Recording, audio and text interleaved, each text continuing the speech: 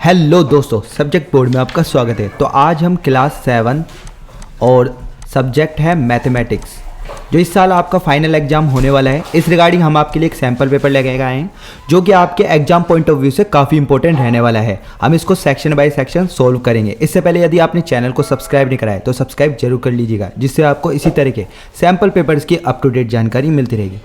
हाँ, ये कर लो पहले। तो दोस्तों, अब हम सैम्पल पेपर को शुरू करते हैं सोल्व करना। सबसे पहले देखो सेक्शन ए, जो कि 1 मार्क्स ईच होगा। सबसे पहला क्वेश्चन है an equation for 10 times is 70। ठीक है, 10 टाइम्स, देखो 10 टाइम्स और ए, ये जो टाइम्स होता है ना, इसका मतलब मल्टीप्लाई होता है। तो 10 इंटू ए, देखो 10 इंटू ए मतलब ऐसे लिख सकता हूँ। ठीक है, इज का मतलब होता है इक्वल। ठीक है, और ये 70, तो ये कुछ ऐसे बनेगा, यानी कि ऑप्शन नंबर इसका बी करेक्ट होगा। 10 इक्वल्स टू 70। सेकंड क्वेश्चन देखते हैं, find the value of n for the equation n + 5 equals to 90। बिल्कुल ईजी है। देखो क्या करेंगे, n इक्वल्स टू 19। अब ये 5 प्लस का है ना, इधर जाएगा तो माइनस का 5 हो जाएगा। तो 19 में 5 गए तो कितना बचे, 14। तो आंसर क्या आ जाएगा इसका ए। ठीक है, थर्ड क्वेश्चन है find the value of m for the equation m - 7 equals to 3। ठीक है, तो m - 7 इक्वल्स टू 3 लिखा, m इक्वल्स टू 3। अब ये -7 है ना, इधर जाएगा तो +7 हो जाएगा। ठीक है, तो कितना आ जाएगा 10। तो ऑप्शन नंबर सी करेक्ट है। ठीक है, अब इसके बाद फोर्थ सिंपलेस्ट फॉर्म ऑफ 25/45। अब इसको सिंपलेस्ट फॉर्म में करना है कन्वर्ट। ठीक है, दोनों के दोनों नंबर 5 की टेबल में आते हैं। तो देखो 5 5 जा 25 और 5 9 जा 45। ठीक है, तो ये 5/9 आ जाएगा। सी इसका करेक्ट आंसर होगा। ठीक है, तो अब नेक्स्ट करते हैं आगे। देखो आगे चलते हैं आप। तो आपके आगे क्वेश्चन है फिफ्थ। देखो फिफ्थ क्वेश्चन है मल्टीप्लिकेटिव इन्वर्स। अब देखो मल्टीप्लिकेटिव इन्वर्स का मतलब क्या होता है, इसका रेसिप्रोकल कर दो, मतलब न्यूमरेटर डिनोमिनेटर की जगह चल जाएगा और डिनोमिनेटर न्यूमरेटर की जगह चल जाएगा। तो आंसर क्या आ जाएगा 9/4 और माइनस एज इट इज रहेगा। ठीक है, तो इसका option number B correct answer हो जाएगा। ठीक है, -9/4। फिर सिक्स्थ क्वेश्चन है give algebraic expression for number 5। ठीक है, number 5 added to 3 times the product of number m and n। जैसे लिखा है वैसे इसको डिकोड करते हैं। ठीक है, नंबर 5 लिखा, लिख दिया, एडेड प्लस, ठीक है 3 टाइम्स। देखो मैंने टाइम्स का मतलब मल्टीप्लाई बताया था आपको, तो 3 करूंगा, और टाइम्स का मतलब इनटू, और product of number m and n, तो m इंटू n, ऐसे ही रहेगा ना प्रोडक्ट। यानी कि इसको मैं ऐसे लिख सकता हूँ 5 + 3mn, ये सारे मल्टीप्लाई में है। ठीक है, 3 × m, m × n। ठीक है, तो ये आंसर हो जाएगा 5 + 3mn। ठीक है, तो ये ऑप्शन नंबर डी इसका करेक्ट आंसर हो जाएगा। अब देखते हैं next, if m equals to 2 then value of 9 - 5m is. ठीक है, m की वैल्यू इस इक्वेशन में पुट कर देना, आंसर आ जाएगा। तो 9 - 5 और m की जगह क्या पुट कर दूंगा 2। तो अब देखो ये क्या आ जाएगा 9, और 5 2 कितना होता है 10। तो आंसर क्या आ जाएगा 10 माइनस का 1। तो डी इसका करेक्ट आंसर होगा। ठीक है, फिर नेक्स्ट क्वेश्चन है the value of 5 cube is. देखो 5 क्यूब है ना, जितनी पावर होती है ना उतनी बार मल्टीप्लाई कर देते हैं। 5 × 5 × 5, तो 5 5 जा 25 और 25 5 जा 125। तो सी इसका करेक्ट आंसर हो जाएगा। ठीक है, आप देखते हैं नेक्स्ट। तो नेक्स्ट क्वेश्चन है हमारे पास, देखो आगे चलते हैं। देखो 9th क्वेश्चन है आपके पास, number of faces in a pyramid are. ठीक है, देखो पिरामिड आपका क्या होता है, नीचे से एक रेक्टेंगुलर शेप का होता है, स्क्वायर शेप का। ठीक है, अब ये क्या होता है, इस तरह से ऊपर की तरफ उठा होता है। ठीक है, इस तरह से ऊपर की तरफ उठा होता है। ठीक है, सपो इमेजिन करो इसको। ठीक है, इस तरह से। अब देखो इसमें आपको ये जो है ना, ये इसको काट के आप ये कर लेना कि इसमें आप नंबर ऑफ यहाँ पर आप लिख लेना, या तो आप ऐसे करो, इसको ऐसे ही रहने दो। देखो यहाँ पर कितनी फेसेस है, फेसेस पूछना है ना पिरामिड की, 1 2 3 4, और नीचे की तरफ 5 है। तो इस 6 को काट कर 5 कर लो यहाँ पे। ठीक है, तो बी इसका करेक्ट आंसर हो जाएगा। देखो फेसेस पूछा है ना, फेसेस कितनी हो जाएगी, देखो 1, यहाँ पर 2, यहाँ पर 3 और यहाँ पर 4, और एक नीचे भी तो है 5, तो 5 हो जाएगा। अगर इसमें पूछता नंबर ऑफ कॉर्नर्स वर्टेक्स, तो कॉर्नर कितने होते हैं 1 2 3 4 एंड 5। ठीक है, इस तरह से। अगर इसमें नंबर ऑफ एजेस पूछता तो कितना होता, ये वाली 1 2 3 4 5 6 7 8 हो जाता। ठीक है, तो अभी इसमें 5 कर लेना, क्योंकि फेसेस है, फेसेस कितने हैं 5 है। अब देखते हैं next, number of vertex does a cube have. देखो क्यूब कैसे होता है आपका, जिसमें सारी साइडें बराबर होती है। ठीक है, तो ये आपका क्यूब हो गया इस तरह से। अब इसमें आपको क्या बताना है, वर्टेक्स बताना है, ठीक है। तो वर्टेक्स ये वाले होते हैं 1 2 3 4 5 6 7 8, तो इसमें आप लगा देंगे 8, ठीक है। 8 इसका करेक्ट आंसर होगा। तो दोस्तों हमने सेक्शन ए कंप्लीट कर लिया है। अब हम सेक्शन बी की तरफ बढ़ते हैं, जिसके प्रत्येक क्वेश्चन 2 मार्क्स के होंगे, ठीक है। तो देखिए सबसे पहले सेक्शन बी का फर्स्ट क्वेश्चन है 11। देखो -8/19 अभी, और ये -2/57, तो ये सिंपल एलसीएम ले लो आप, ठीक है। 57 आ जाएगा, ठीक है एलसीएम। अब 19 3 जा 57, तो 3 इंटू -8, और यहाँ पे प्लस, यहाँ पे -2 57 और 57, यहाँ पे 1 लिख लेना, ठीक है। तो ये आ जाएगा 8 3 जा 24, ठीक है, और ये -2 और अपन 57, तो ये कितना आ जाएगा आपके पास 26, माइनस में ही ऐड हो जाएगा, ठीक है, 26/57, ठीक है। इस तरह से ये आंसर हो जाएगा। अब नेक्स्ट देखते हैं, नेक्स्ट क्वेश्चन। देखो नेक्स्ट क्वेश्चन है, आपसे पूछे क्लासिफाई मोनोमियल्स एंड बायनोमियल्स, ठीक है। मोनोमियल्स बायनोमियल्स ये क्या होते हैं, जैसे एक टर्म अगर आपकी ये लीनियर इक्वेशन में 1 टर्म है ओनली, और आपकी लीनियर इक्वेशन में अगर 2 टर्म्स है, ठीक है, तो 1 टर्म के केस में आपकी मोनोमियल होगी, 2 टर्म्स के केस में बायनोमियल होगी, ठीक है। और ये टर्म्स हमेशा चेंज वो मतलब अलग अलग होती है, या तो प्लस से अलग होती है या फिर माइनस से अलग होती है, ठीक है। मल्टीप्लाई और डिवाइड से अलग नहीं होती। अब जैसे 4y है, ये एक ही टर्म है ना, इसको अपन क्या कहेंगे मोनोमियल, ठीक है। फिर इसके बाद क्या है a+b 2 टर्म है ना, प्लस से अलग हो सकती है 2 टर्म, तो ये 2 टर्म है, इसका मतलब ये बायनोमियल है, ठीक है। फिर ये इसके बाद -7z, ये क्या हो जाएगी आपकी मोनोमियल, ठीक है, एक ही टर्म है। इसके बाद y² + z, तो ये 2 टर्म है, इसका मतलब ये क्या हो जाएगी आपकी बायनोमियल, ठीक है। इस तरह से आप इसको क्लासीफाई कर सकते हो। आप देखते हैं नेक्स्ट क्वेश्चन। तो नेक्स्ट क्वेश्चन है आपके पास, simplify the expression and find their value if x = 3 2 - 8x + 4x + 4। अब देखो इसकी वैल्यू कैसे निकालेंगे। देखो 2, ठीक है, सबसे पहले इसको ऐसे करो, प्लस का 2 है और प्लस का 4 है, तो ये कितना होगा 6, और माइनस का 8x है, प्लस का 4x है, तो कितना बचा माइनस का 4x, ठीक है। अब यहाँ पे x की वैल्यू पुट कर दो, तो 6 - 4 × 3, तो ये कितना हुआ 6 - 4 3 = 12, तो आंसर क्या आ जाएगा -6, ठीक है। ये इसकी वैल्यू आ जाएगी -6, ओके। अब देखते हैं नेक्स्ट क्वेश्चन। तो आपके पास नेक्स्ट क्वेश्चन है 14th, ठीक है। Express the following as product of powers of their prime factor 405, तो 405 का प्राइम फैक्टर ले लेंगे हम, ठीक है। एंड डिजिट 5 है, और ये 3 से जा सकता है, तो 5 और 4 9 होते हैं, तो ये 3 से जा सकता है, तो 3 1 जा 3, ठीक है, 1 बचा, 3 3 जा 9, और 1 बचा, 3 5 जा 15। फिर अगेन ये 5 और 3 8 और 1 3 से जाएगा, 3 4 जा 12 और 1 3 5 जा 15। फिर अगेन 3 से जाएगा, 3 1 जा 3 और 3 5 जा 15। फिर अगेन ये 3 से जाएगा, 3 5 जा 15, ठीक है। अब ये 5 से जाएगा, 5 1 जा 5, ठीक है। तो ये आंसर क्या लिखोगे आप, 3 की पावर 1 2 3 4, 3 की पावर 4 × 5, ये इसके जो है ना पावर हो जाएंगे, product of power prime factors ऐसे हो जाएंगे, ठीक है। इस तरह से आप इसको बता सकते हो। अब देखते हैं नेक्स्ट क्वेश्चन। तो देखो नेक्स्ट क्वेश्चन है आपके पास ये 5 की पावर 2 और इसका क्यूब है, ठीक है, इंटू 5 की पावर क्यूब, और नीचे कितना है 5 की पावर 6। देखो अब जब भी ब्रैकेट के ऊपर पावर लगी हो ना, तो ये सिंपली क्या हो जाता है मल्टीप्लाई हो जाते हैं, क्या हो जाता है मल्टीप्लाई। तो ये 5 की पावर क्या हो जाएगा 3 2 6, और यहाँ पे क्या आ जाएगा 5 की पावर 3, और नीचे क्या है 5 की पावर 6, तो 5 की पावर 6 से 5 की पावर 6 कैंसिल, अब बचा 5 की पावर 3, यानी 5 की पावर 3 क्या होती है 125, ये आंसर आ जाएगा, ठीक है। तो देखिए नेक्स्ट क्वेश्चन है आपके पास, state and draw the number of lines of symmetry for the following figures. तो देखो स्केलिन ट्रायंगल क्या होता है आपका, जिसमें तीनों साइडें अलग अलग हो। कहने का मतलब यह है कि ये वाली साइड और ये वाली साइड, तीनों की तीनों साइडें अलग अलग वैल्यू की हैं, अलग अलग डिफरेंट वैल्यू की है, ठीक है। तो ये अलग साइड है, ये अलग साइड है, ये अलग साइड है। ऐसे ही ट्रायंगल कौन होता है अपना स्केलिन ट्रायंगल होता है, ठीक है। अब इसमें नंबर ऑफ सिमेट्री कितनी होगी 0, तो इसमें लिख देना 0, ठीक है। अब बात करते हैं स्क्वायर, तो स्क्वायर में आपकी नंबर ऑफ सिमेट्री कितनी होगी वो देखते हैं। देखो सबसे पहले तो देखो इसका ऐसे इस तरह से इसकी लाइन ऑफ सिमेट्री बना सकता हूँ 1 हो गई, इसके बाद इसको ऐसे भी बना सकता हूँ 2 हो गई, इसके बाद डायगोनली भी हो सकती है 3, और एक ऐसे डायगोनली 4, तो इसकी नंबर ऑफ सिमेट्री कितनी हो जाएगी 4, ठीक है। अब देखते हैं नेक्स्ट। देखो आपके पास ये क्वेश्चन है, vote cross sections do you get when you give a vertical cut and horizontal cut to following solid? a round apple. तो ये राउंड एप्पल है. देखो एप्पल जो होता है ना आपका इस तरह से होता है. अगर मैं इसको वर्टिकली कट करूं तो अंदर से क्या मिलेगा, ये ऐसे इस तरह से सर्कुलर पार्ट मिलेगा, तो हम लिख देंगे सर्कल. ठीक है, वर्टिकल कट में. और हॉरिजॉन्टल कट करोगे तब भी एक ऐसे राउंड शेप मिलेगा, मतलब ऐसे.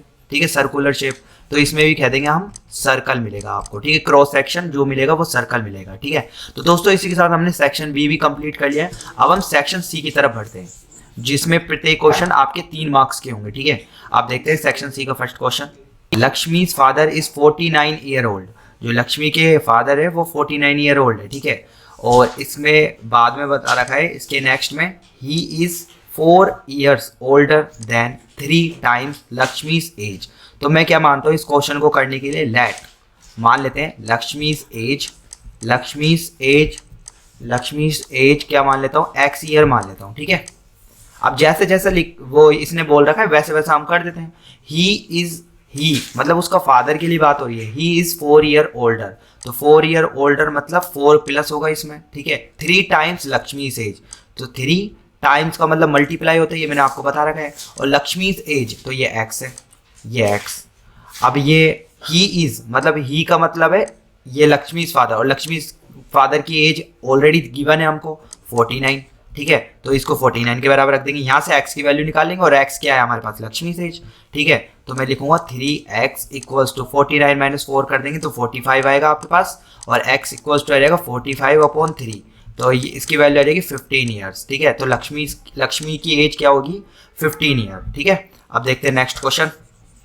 तो आपके पास नेक्स्ट क्वेश्चन है right the following rational number in ascending order.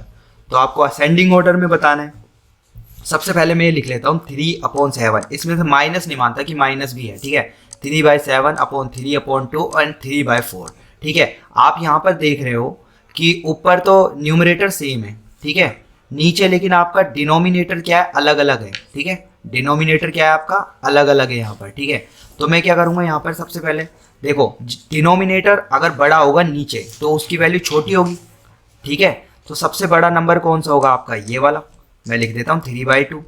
उसके बाद बड़ा कौन सा होगा 3/4, और उसके बाद बड़ा कौन सा होगा 3/7. ये तो पॉजिटिव नंबर की बात हुई.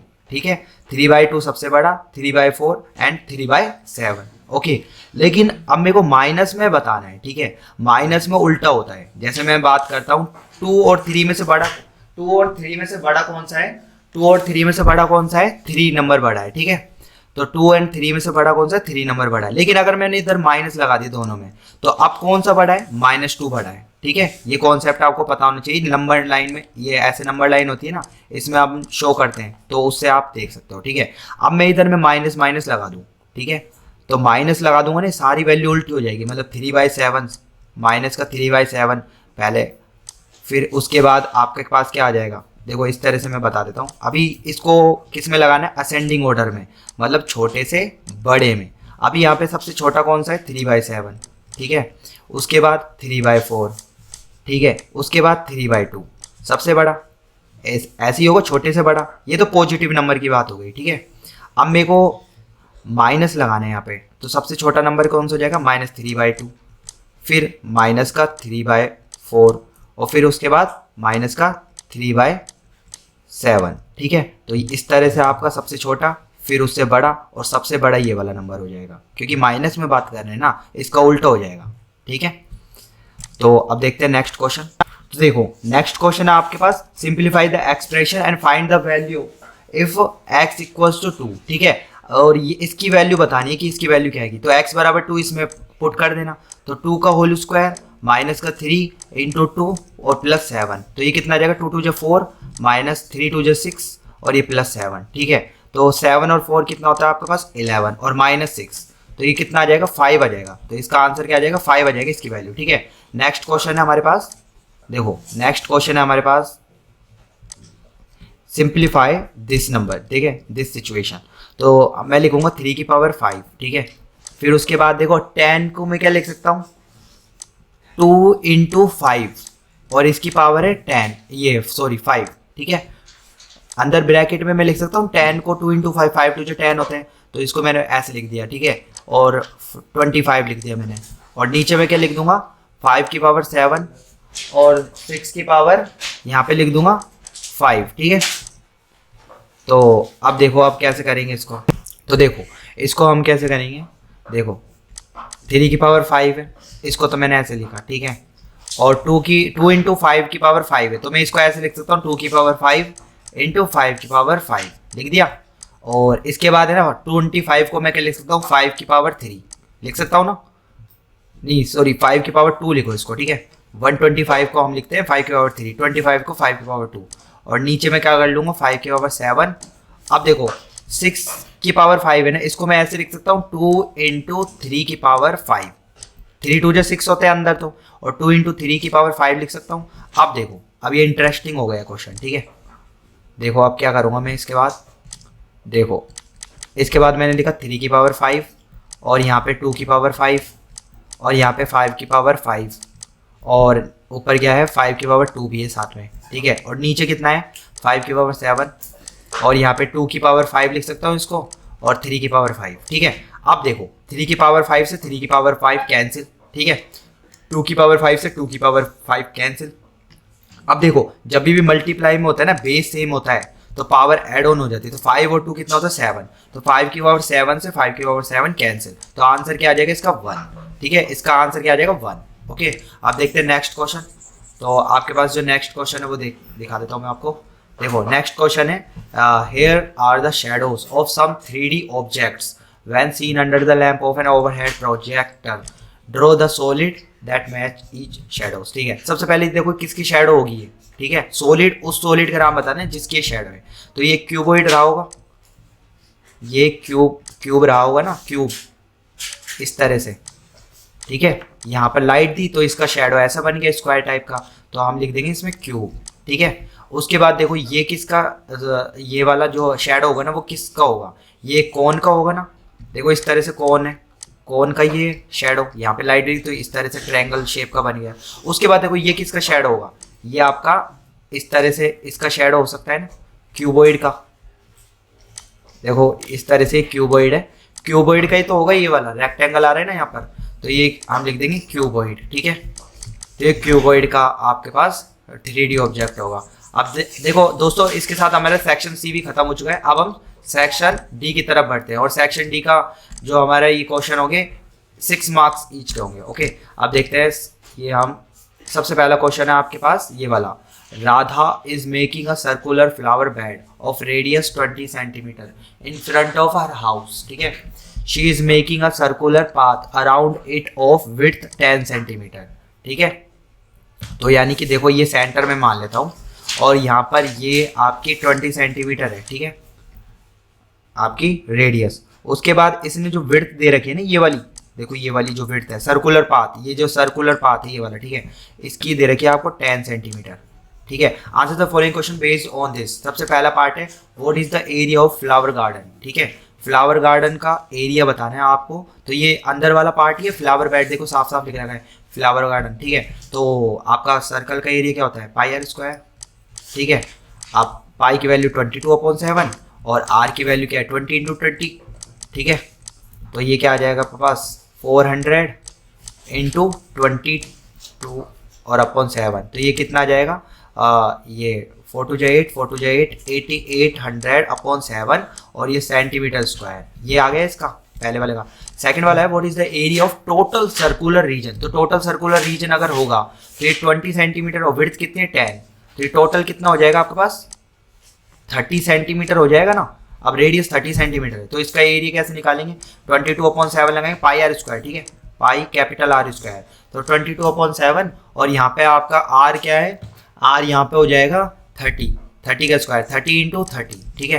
तो यहाँ पे अब सोल्व करो 3 3 जा 9, तो ये 900 और यहाँ पे 22 और अपॉन 7, ठीक है। अब इसको थोड़ा फर्दर सोल्व कर लेते हैं 9 2 18 1 9 2 18 और 9 198 और ये 00 और अपॉन 7 सेंटीमीटर स्क्वायर, ये आ गया इसका, ठीक है। अब थर्ड वाला पार्ट है what is the area of circular path, मतलब आपको इस वाले पार्ट का एरिया बताना है। तो मैं क्या करूँगा सबसे पहले ये आपको पता है कि पूरे सर्कुलर पाथ का एरिया ये वाला है, ठीक है, और अंदर वाले सर्कुलर मतलब अंदर वाले फ्लावर बेड का एरिया ये वाला है, तो मैं पूरे सर्कल में से अंदर वाले सर्कल को सब्ट्रैक्ट कर दूंगा, तो ये वाला पार्ट ही तो बचेगा आपके पास। तो मैं क्या करूँगा, सिंपली मैं करूँगा इसमें से इसको सब्ट्रैक्ट कर लूँगा। तो मैं कैसे करूँगा देखो, तो आप है ना इसको इस फॉर्म में ना लिखें, इसको है ना इस फॉर्म में लिख लो तो आसान रहेगा आपके लिए, ठीक है। तो मैं क्या करूँगा 900 ये 22/7 इंटू 900 लिख दिया और माइनस 22/7, और ऐसा क्यों लिख रहा हूँ मैं बताता हूँ आगे, ठीक है। 22/7 इंटू 400 ये मैंने लिख दिया। अब 22/7 इसमें भी है, 22/7 इसमें भी कॉमन ले लो 22/7, और अंदर क्या बचेगा 900, और यहाँ पे तो 900 माइनस और यहाँ पे 400, ठीक है, इस तरह से। तो 22/7 और यहाँ पे 9 4, तो ये कितना बचा आपके पास 500, ठीक है, इस तरह से बचा आपके पास। तो अब इसको कर लो सोल्व आप, 22×5 110 0 0 और नीचे 7, इतना सेंटीमीटर स्क्वायर इसका एरिया आ जाएगा, ठीक है। तो नेक्स्ट क्वेश्चन है आपके पास, देखो नेक्स्ट क्वेश्चन हम चलते हैं आगे की तरफ, ठीक है। तो नेक्स्ट क्वेश्चन है आपके पास, देखो ये वाला। In class 7th Unnati draws a beautiful rangoli as shown in the figure in rangoli competition using geometrical shapes. The teacher and the other student was that a rangoli from different angles and found identical in the shape. ठीक है, इसमें आपको देखो first question है और ये रंगोली है, ठीक है। सबसे पहले line of symmetry in this figure, तो लाइन ऑफ सिमेट्री बताना है तो देखो इस तरह से एक बार ऐसे कर सकते हो आप 1, एक ऐसे कर सकते हो 2, एक आप ऐसे कर सकते हो 3, एक ये 4 और एक ये 5 और एक ये 6। तो इसमें नंबर ऑफ सिमेट्री कितनी हो जाएगी, लाइन ऑफ सिमेट्री 6 हो जाएगी, ठीक है। इसके बाद सेकंड क्वेश्चन है the fixed point through which this figure can be rotated to find the rotational symmetry is known as. देखो जिसके अराउंड में हम सेंटर ऑफ ये जो लाइन ऑफ सिमेट्री बनाते हैं ना, उस पॉइंट का नाम पूछा है, तो उस पॉइंट का नाम क्या होता है, सेंटर ऑफ रोटेशन, ठीक है। ये आ गया इसका आंसर। अब देखते हैं नेक्स्ट क्वेश्चन। तो आपके पास नेक्स्ट क्वेश्चन है इसमें, देखो इसमें find the angle of rotation for this figure. तो एंगल ऑफ रोटेशन आपको मालूम करने के लिए एक फॉर्मूला होता है 360 डिग्री, मतलब यहाँ पे डिग्री मतलब डिग्री ऑफ रोटेशन कितना, मतलब लाइन ऑफ सिमेट्री कितनी है, ठीक है। तो 360 करेंगे और अपॉन 6 करेंगे, तो ये कितना आ जाएगा 6 6 36, 60 डिग्री आ जाएगा। इसका आंसर क्या आ जाएगा 60 डिग्री। अब नेक्स्ट क्वेश्चन है find order of rotational symmetry for this figure. तो इसमें ऑर्डर ऑफ रोटेशनल सिमेट्री कितनी होगी 6 ही होगी, ठीक है। ऑर्डर ऑफ जितनी लाइन ऑफ सिमेट्री होती है उतनी ही ऑर्डर ऑफ रोटेशनल सिमेट्री होगी 6, ठीक है। इस तरह से इसके आप आंसर लगा सकते हो, ठीक है। अब नेक्स्ट क्वेश्चन है आपके पास, देखो below table show the number of medals won by different countries in south Asian games, answer the following question below, ठीक है। सबसे पहले आपका है यहाँ पर, देखो मैं दिखा देता हूँ आपको इस तरह से यहाँ से, ठीक है। तो इसमें find the range of number of gold medal, फिर आपसे पूछ रहा है find the median of number of silver medals, फिर इसके बाद find the mean of number of bronze medal, और फिर उसके बाद identify one of the countries whose total number of medals is a prime number, ठीक है। तो आपको मैं ये टेबल दिखा देता हूँ, देखो इस तरह से टेबल है। तो सबसे पहले आपको देखो इस तरह से बन रहा है कि गोल्ड का ही, सिल्वर का ही, ब्रॉन्ज का ही टोटल मेडल होगा। सबसे पहला क्वेश्चन है आपके पास find the range of number of gold medals, ठीक है। तो गोल्ड मेडल्स की रेंज, जब भी रेंज निकालते हैं ना तो सबसे हाई वैल्यू देखते हैं 174 है यहाँ पर, और सबसे मिनिमम वैल्यू देखते हैं तो मिनिमम 0 है, सिर्फ गोल्ड का देखना है आपको। तो 174 करूँगा higher value minus minimum value, तो कितना आ जाएगा आपके पास 174 आ जाएगा, ठीक है। 174 पहले का आंसर हो जाएगा। फिर उसके बाद सेकंड वाला क्वेश्चन क्या है, देखो रेंज तो हमने निकाल दी वाली। उसके बाद सेकंड क्वेश्चन आपके पास find the median of number of silver medal, देखो मीडियन निकालना है, ठीक है। तो मीडियन क्या होता है आपके पास, मिडिल वैल्यू होती है। सबसे पहले तो इसको असेंडिंग ऑर्डर में लिख लेते हैं, छोटे से बड़े में, ठीक है। तो मैं क्या लिखूंगा, सबसे पहले 0 लिखूंगा, देखो मैं यहाँ पे लिख देता हूँ 0। उसके बाद क्या लिखूंगा 7, उसके बाद उससे बड़ा नंबर है 32, उसके बाद आपका है 41, ठीक है। और उसके बाद है आपका 60, उसके बाद है 83 और उसके बाद है 93। ये यही नंबर है 1 2 3 4 5 6 7 नंबर है 1 2 3 4 5 6 7 यही नंबर है। अब देखो अब इसकी मिडिल वैल्यू तो 41 आ रही है, अगर फॉर्मूले से निकालो आप मीडियन की तरह, वो कैसे निकालोगे वो मैं आपको बता देता हूँ। देखो इसमें आप क्या करते हैं n + 1/2 इस तरह से करते हो ना आप, जब ओड नंबर होता है, ठीक है। इवन नंबर में तो n/2 टर्म और n/2 + 1 टर्म ऐसे निकालते हैं, लेकिन इसमें तो सिंपली n + 1/2 कर लेते हैं। तो कितनी टर्म है 7, 7 यहाँ रख दूंगा n की जगह, 7 + 1/2 यानी कि 8/2 फोर्थ टर्म हो जाएगी। तो फोर्थ टर्म कौन सी आ रही, 1 2 3 4 41। तो इसका जो मीडियन की वैल्यू होगी वो क्या आ जाएगी 41 आंसर हो जाएगा सेकंड वाले का। आप देखते हैं थर्ड वाला क्वेश्चन, सिल्वर मेडल के लिए निकालना था हमने मीडियन, वो निकाल दिया 41, ठीक है। अब इसके बाद third question, find the mean of number of bronze medals. देखो मीन निकालने के लिए आपको क्या करना पड़ेगा, देखो सम ऑफ ये सब जितनी भी वैल्यू दे रखी है ना ब्रॉन्ज की, देखो ब्रॉन्ज का ही निकालना है, एक बार वेरीफाई कर लेते दोबारा। ये देखो ब्रॉन्ज का ही निकालना है, ठीक है। तो अब क्या करेंगे इसके बाद हम, देखो इधर हम कर लेंगे मीन इक्वल्स होता है total number of observations upon total number, ठीक है। टोटल नंबर, तो टोटल नंबर ऑफ ऑब्जर्वेशन मतलब ये सारे ना, इनको ऐड कर दो, ठीक है। तो इसको ऐड करोगे तो आपका 431 आएगा, ठीक है। तो यहाँ पे 431 और अपॉन 7 कर देना, इसकी वैल्यू निकालें 61 के समथिंग आएगा, ठीक है। ये आपका मीन हो जाएगा। इसके बाद आपसे पूछा है नेक्स्ट, तो नेक्स्ट आपसे पूछा है इसमें, देखो identify one of the countries whose total number of medals is a prime number. तो प्राइम नंबर बताना है आपको, देखो टोटल में बताना है, ठीक है। तो 312 तो आपका प्राइम नंबर नहीं है क्योंकि 2 से डिविजिबल है। 206 भी आपका प्राइम नंबर नहीं है क्योंकि 2 से डिविजिबल है। देखो प्राइम नंबर क्या होता है, जो खुद की टेबल से जाता हो नंबर इटसेल्फ, मतलब खुद की टेबल से जाता हो उसका डिवाइड और 1 से जाता हो, ठीक है। तो इसमें तो देखो 2 का भी जा रहा है, इसमें आपका 4 का भी चले जाएगा, तो इसमें तो ये तो नहीं होंगे, ये वाले नंबर तो नहीं होंगे। इसके बाद 251 ये भी नहीं होगा प्राइम नंबर। 131 आपका प्राइम नंबर, देखो ये 131 है ना, 11 1 जो 11 और 2 ये वाला आपका जो है ना ये प्राइम नंबर होगा 131। ये सिर्फ आपकी खुद की टेबल से जा सकता है डिवाइड, और ये 1 से जा सकता है। तो इसके आंसर में क्या आ जाएगा पाकिस्तान। तो इसमें जो पूछा है ना आपसे, identify one of the country whose total number of medals is a prime number, तो इसका आंसर क्या हो जाएगा सी प्राइम, ये पाकिस्तान हो जाएगा, ठीक है। तो उम्मीद करता हूँ दोस्तों इस सैम्पल पेपर ने आपकी एग्जाम प्रिपरेशन को काफ़ी बूस्ट किया होगा। इसी तरह के सैम्पल पेपर्स की अप टू डेट जानकारी पाने के लिए आज ही चैनल को सब्सक्राइब कीजिएगा और बेल आइकन के बटन को दबाना ना भूलिएगा, जिससे आपको इसी तरह के सैम्पल पेपर्स की अप टू डेट जानकारी मिलती रहेगी। तो दोस्तों हम फिर से मिलेंगे, बाय बाय।